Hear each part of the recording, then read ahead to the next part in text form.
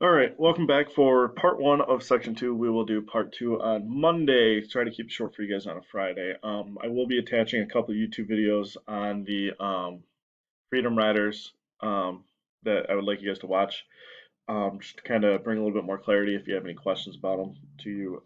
So today we will be getting more into the civil rights movement and kind of more of the tactics and early on. Um, Things that will be going on. Section three gets a little bit deeper than we do today. Um, and I wish we were together because I do have a really good video that does go along with this section that I think you guys would actually enjoy. So without further ado, let's get started. So the struggle for civil rights provoked a white backlash, and the tactics of nonviolent protest, including sit-ins and boycotts, challenged segregation and brought changes, but also generated violent confrontations. Now, remember, everything we talked about yesterday was going to be nonviolent protests. And, the African Americans and the protesters, they did a very, very good job about being nonviolent the entire time. However, the white,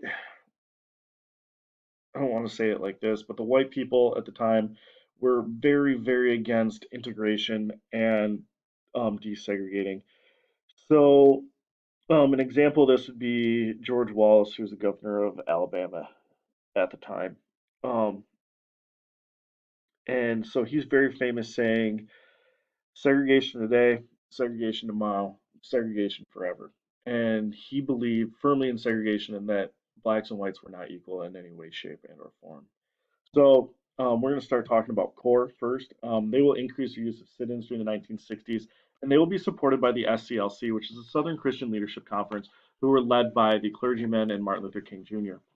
So CORE and the SCLC would be working very, very hard together with this, and thousands of demonstrators will remain nonviolent in the face of abuse. And though they would be arrested and forced to serve time in jail, the protest began a process of change that could not be stopped. Um, and so they would they would face a lot of abuse during these sit-ins. And so in this picture, you can see both white and blacks are sitting at a counter in a soda store or kind of like a lunch place. You go sit and get lunch. And as you can see, they're having all kinds of things poured all over them. They're having cigarettes put out on them. People are dumping milkshakes, pop, ketchup, mustard, you name it. They're having this poured on them, dumped on them, and also all the things people are yelling. Some are even drug outside and beaten. And when the police did show up, they didn't arrest the people that were harassing them. They would arrest the protesters. Um, and they would throw them in jail, and well, they'd serve their time, and oftentimes go back and do the same thing over and over again, just to kind of start to prove a point. And it also makes these people look very, very badly by how they're treating the protesters, because all the protesters doing is they sit down and they try to order lunch, and if they're refused, then they're refused, and they still stay there. But just the violence and hatred that meets them is hard to imagine anybody be able to treat somebody so poorly. And I think this will be continued on again in the Freedom Rides. So Corn Snick will again set out to find out if Southern states would obey a 1960 Supreme Court order ruling that banned segregation on interstate buses, in bus waiting rooms, and restaurants serving interstate travelers. So in other words, the Supreme Court ruled segregation is illegal on any bus traveling between states, any waiting room that serves a bus traveling between states, and any restaurant serving travelers between states. So, interstate, travel between different states. Okay? So, the court rules that all that stuff is banned. And so now Core and Snick are going to test and see, well, are the southern states really willing to listen to the federal government?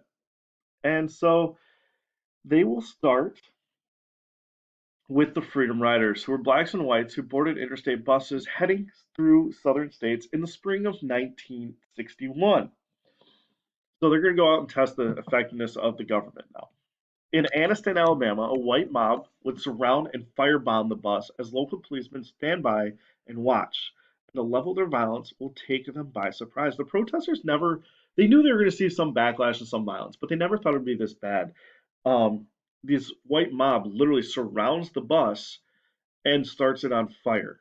and tries to blow it up, as the local police just stand by and watch and do nothing. And if they arrest anybody, they're going to arrest the people that were on the bus. Now, at the time, it wasn't really considered a hate crime or anything like that, and so the um, today we would definitely call these people terrorists if they ever tried to do something like this. Um, However, it wasn't considered that back then. It was just considered a normal kind of day in the South, and nothing was really done about it. So as they continue on, this doesn't stop them. They continue on. The violence and arrest will follow the Freedom Riders, arriving in Birmingham and Montgomery, Alabama, as well as Jackson, Mississippi. And so these people would go into the restaurants, bathrooms, things like this, and just be beaten and hospitalized. Watch the videos I have posted on this as well in the description, and it will really kind of send home a little bit more of the message of what these people went through and what they faced and the violence toward them. And all they're doing is practicing their basic rights of being able to use the bathroom or go to a restaurant, as the Supreme Court said.